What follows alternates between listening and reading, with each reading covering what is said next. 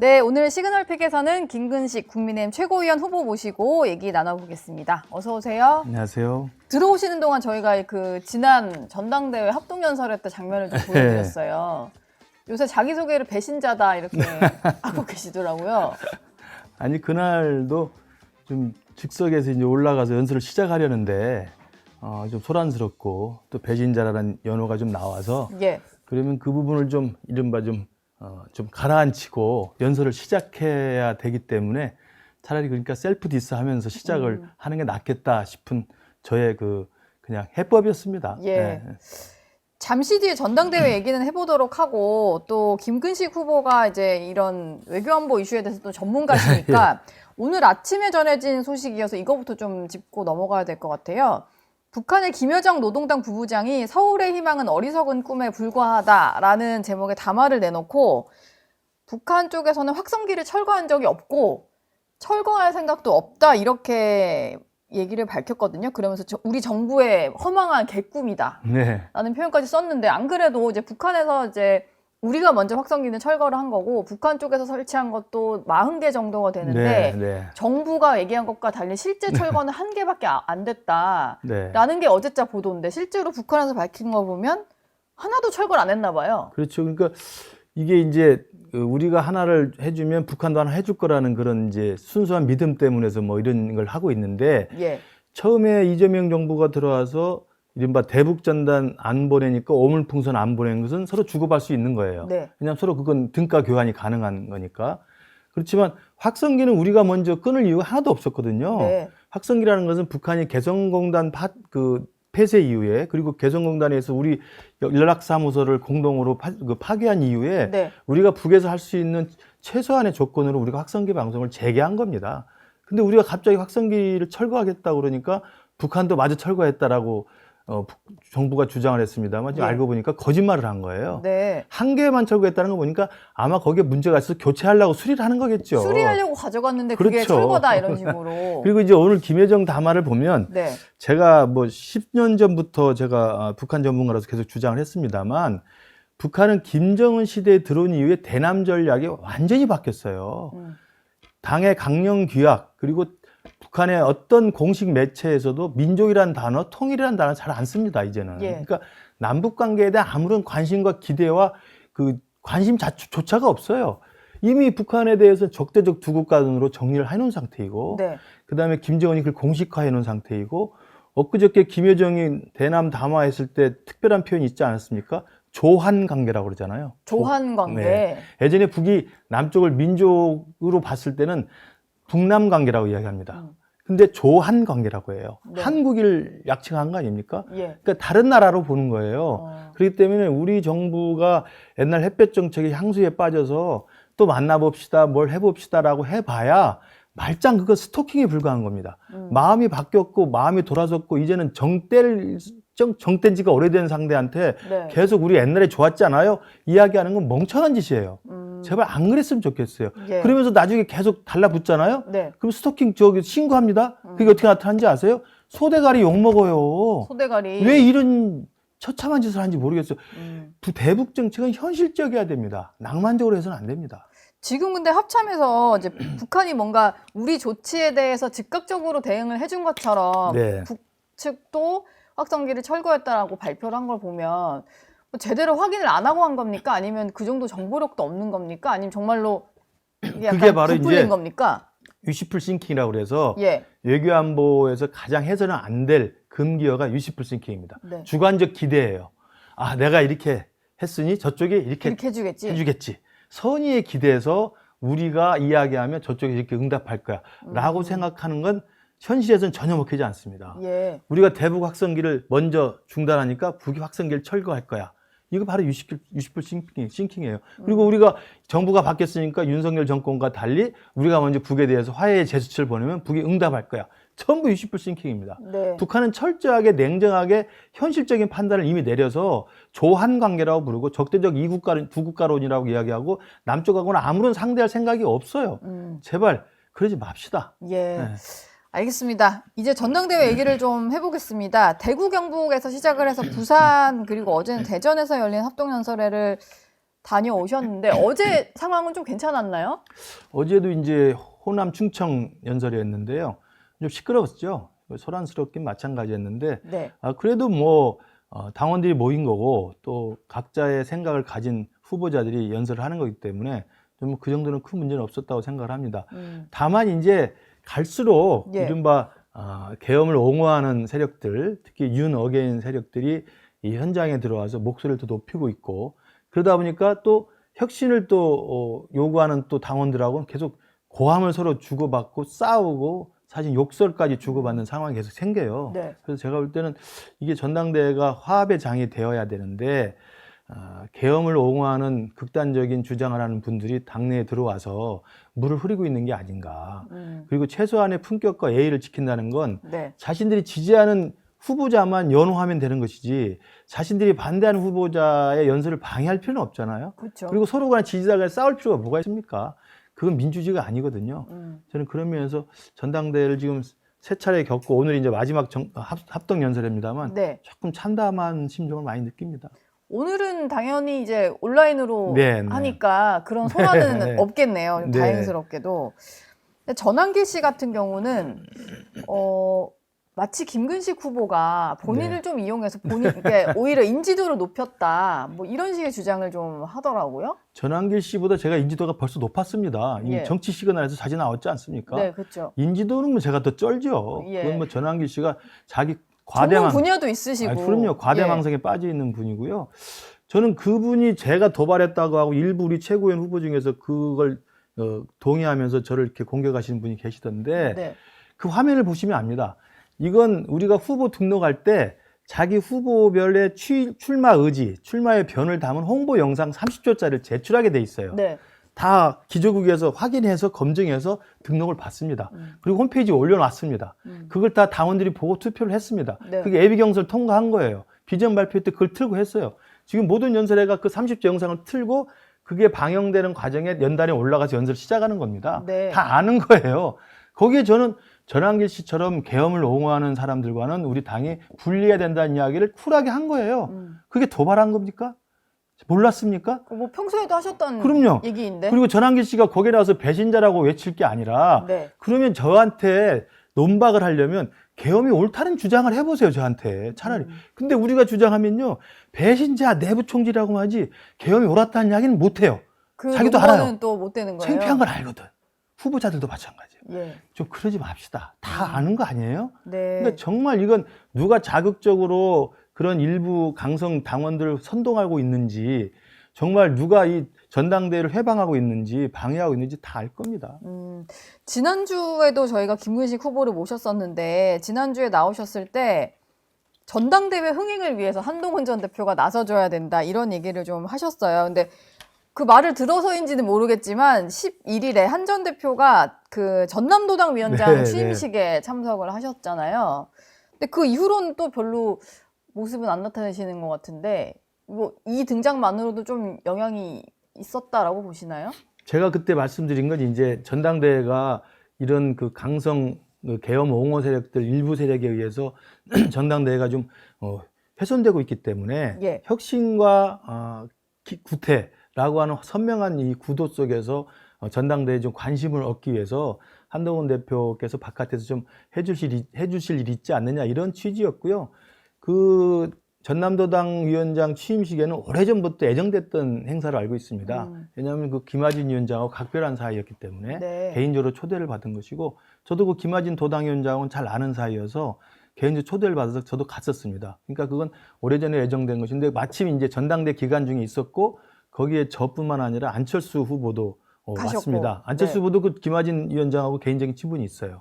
그래서 이제 오랜만에 이제 이 외부에서 볼 때는 혁신파 개혁파의 주자들이 좀 한데 모였다는 식으로 이제 관심을 끌었죠. 저는 그것으로도 충분하다고 생각을 합니다. 그렇기 예. 때문에 이미 이제 전당대 중반을 넘어서 종반으로 가고 있기 때문에 당원들도 국민들도 이 전당대 결론이 어떻게 나야 될지 혁신파가 승리해야 될지 아니면 수구파 기득권파 이 세력들이 계속 저 계엄을 옹호하는 세력들이 휩싸여서 끝나야 될지 다 네. 판단하고 계실 거라고 생각합니다.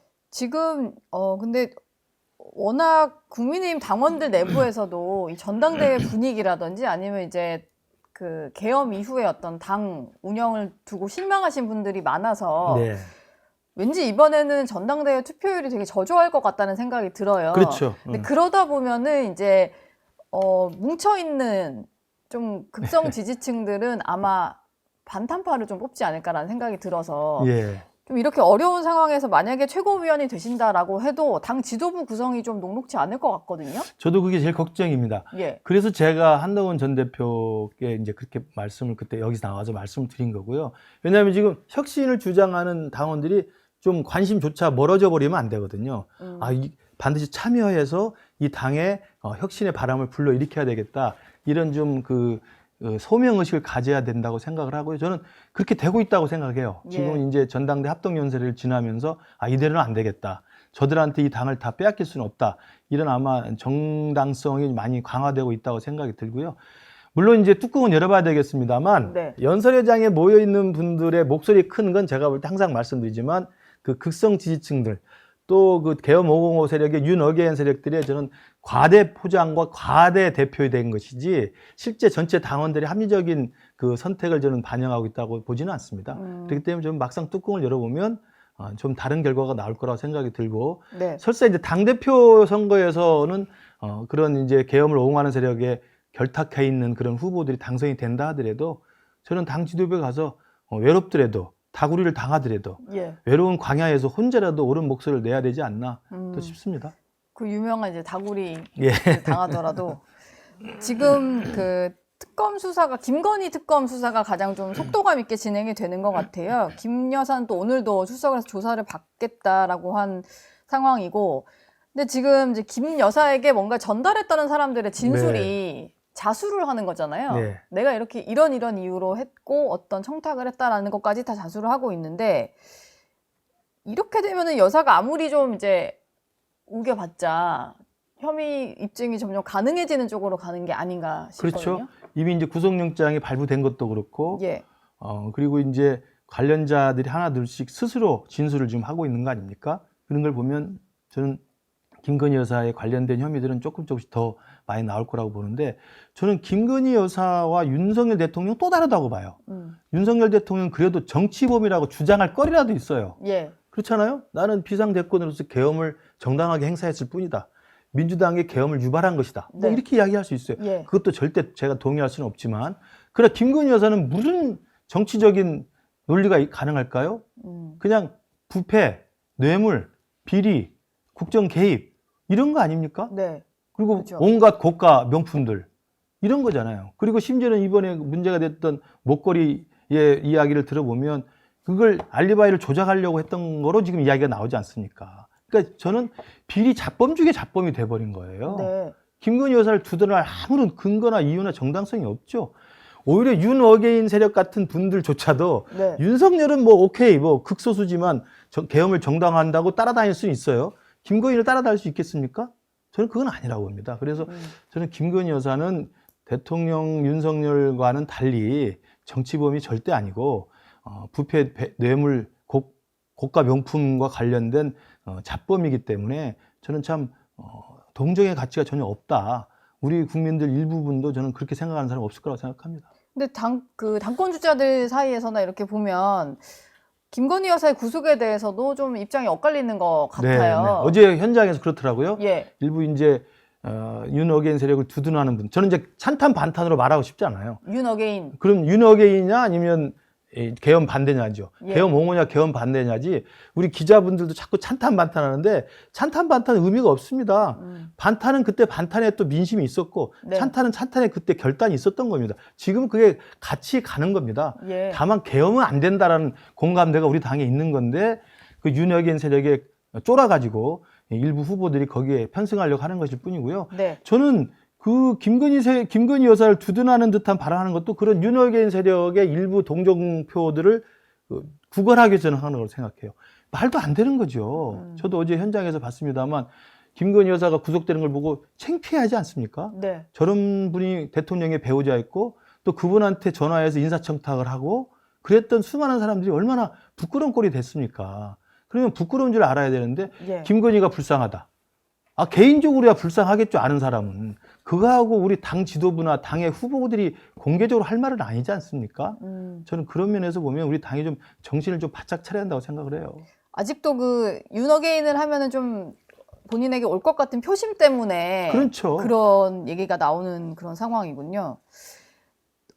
내일 그 광복절 80주년 기념식과 더불어서 이재명 대통령의 국민 임명식이 네네. 거행이 될 예정인데 조금 전에 저희 앞에 정치 속풀이 멤버들이랑도 얘기를 했을 때 이제 비 피해 상황도 심각한 것 같고 이게 국민 임명식을 할 때인지 모르겠다라고 하셨는데 거기다 대부분의 불참을 그렇죠. 선언하셔서 반쪽짜리 행사가 되게 생겼어요. 저는 안 하는 게 맞다고 봅니다. 지금 우리 전당대회 지금 마지막 경기 수도권 합동연설에도 어제 밤늦게 사실은 현장을 취소하고 당사로 온라인 하기로 했어요. 예. 이게 정치의 신속한 저는 대응이라고 생각합니다.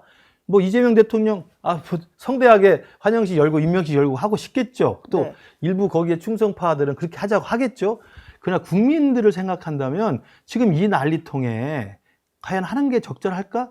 저는 이재명 대통령이 여론에 민감한 사람이라고 한다면 저는 오늘이라도 당장 취소 결정을 내리는 게 맞다고 봅니다. 뭐 반쪽짜리 되는 건 말할 것도 없고 예. 이 부분이 제일 크게 저는 문제가 되는 게 광복절을 맞아서 대통령이 국민들이 임명하는 형식을 통해서 이 국민 임명식을 하겠다는 건데 광복절에 윤미향 씨를 사면했잖아요. 그렇죠. 이게 국민들한테는 도저히 받아들이지 못하는 거예요. 네. 위안부 할머니들 등쳐서 등골 빼먹은 사람 아닙니까? 그래서 대법에서 유죄 판결 난 사람 아닙니까? 그리고 또 잘못을 반성하지 않고 있는 사람 아닙니까? 그 사람을 취임한 지 2달 만에 저 잘못이 없으니까 나가세요. 풀어줄게요. 그리고 유미양은 지금 또 득이양양하게 내가 뭘 잘못했어. 하고 있잖아요. 그러니까요. 그리고 광복절 날에 그 사람을 풀어주고 광복절 날 우리 국민이 저를 임명해 줄 겁니다. 이 비가 오고 이 수재가 난 난리통이 할 겁니까? 예. 저는 우리 오세훈 시장이나 기초단체장 불참이라든지 우리 당이 불참하는 거 이건 논외로 치고 광복절날 윤미향 씨를 사면한 그런 어처구니없는 민심에 역행하는 행동을 한 대통령에게 광복절날 성대한 취임식을 하는 것 자체는 국민들을 우롱하는 겁니다.